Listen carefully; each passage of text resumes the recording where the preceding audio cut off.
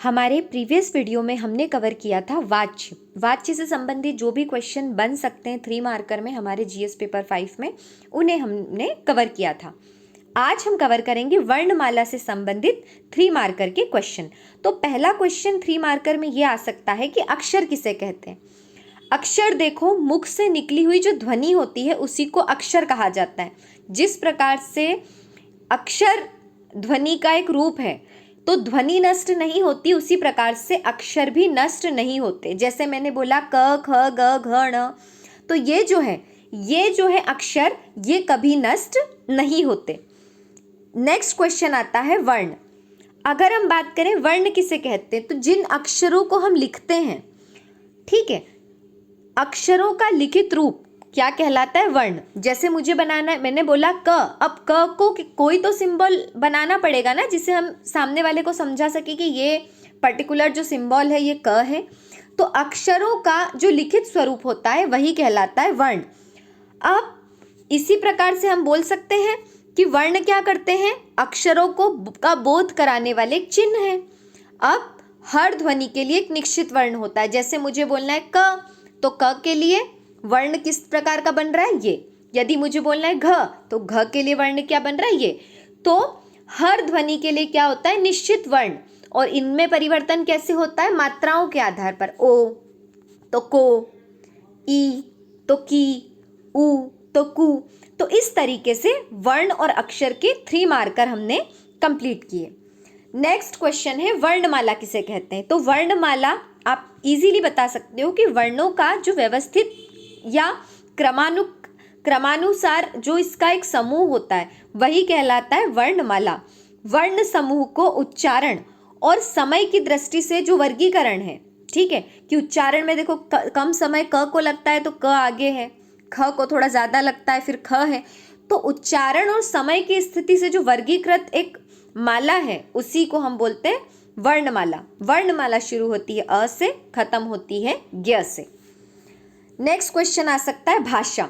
तो देखो, हमने प्रीवियस वीडियो में कवर किया है भाषा, विभाषा, उपभाषा, बोली, ठीक है, और इससे 3 मार्कर आते ही आते हैं। अगर आपने एक पूर्ण या एक बोल रहे कि एक पारिलक्षित भाषा में अगर आपने इसको अटेम्प्ट किया तो आपके 3 मार्कर पूरे कंप्लीट हैं, ठीक है, मतलब 3 मार्क्स आपके पक्के हैं। तो आप इसमें 3 पॉइंट क्या ले सकते हैं, देखो, भाषा के द्वारा हम क्या करते हैं, अपने विचारों को किसी दूसरे व्यक्ति के सामने प्रकट करते हैं, पर साथ ही बोली भी यही काम करती है। तो भाषा और बोली में अंतर किस प्रकार से हुआ, भाषा और बोली में अंतर इस प्रकार से हुआ कि भाषा का अपना एक व्याकरण होता है और बोली का अपना व्याकरण नहीं होता। तो हमने दोनों पॉइंट पुट कर दिए। देखो, विचारों को प्रस्तुत करने वाली वो व्याकरण से परिपूर्ण बोली क्या कहलाती है, भाषा कहलाती है। भाषा क्या है, भाषा भाष धातु से बना एक शब्द है, ठीक है। अब भाषा के शुद्ध लेखन व उच्चारण हेतु किसकी रचना की जाती है, व्याकरण की, है ना। तो आप 3rd पॉइंट क्या लिख सकते हो कि भाषा का ये जो परिष्कृत रूप होता है ये किसके आधार पर किया जाता है, व्याकरण के आधार पर। नेक्स्ट क्वेश्चन है लिपि। लिपि क्या है, आपके विचारों को, जैसे मैंने बोला राजेश अच्छा पढ़ता है, तो इस विचार को एक लिखित स्वरूप या एक स्थायी स्वरूप देने के लिए हम क्या यूज करते हैं, उसको किसी पेपर या पेन पे लिख देते हैं। तो उसका जो स्थायी स्वरूप है उसके लिए जो प्रतीक चिन्ह अपनाए जाते हैं वो क्या कहलाते हैं, आपके लिपि। आप बता सकते हो कि खड़ी बोली हिंदी की क्या है, लिपि है, और इस लिपि को हम क्या कहते हैं, देवनागरी लिपि।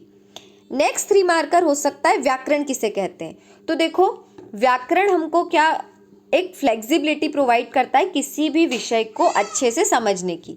तो हम बोल सकते हैं कि शुद्ध लेखन पठन पाठन के लिए प्रयुक्त नियम व्याकरण कहलाते हैं। जैसे कि खड़ी पाई कहाँ लगेगी, कॉमा कहाँ लगेगा, हलंत कहाँ लगेगा, इससे क्या होता है, भाषा को हम इजीली अडॉप्ट कर पाते हैं। तो व्याकरण क्या है, शुद्ध लेखन व पठन पाठन के प्रयुक्त नियम व्याकरण कहलाते हैं।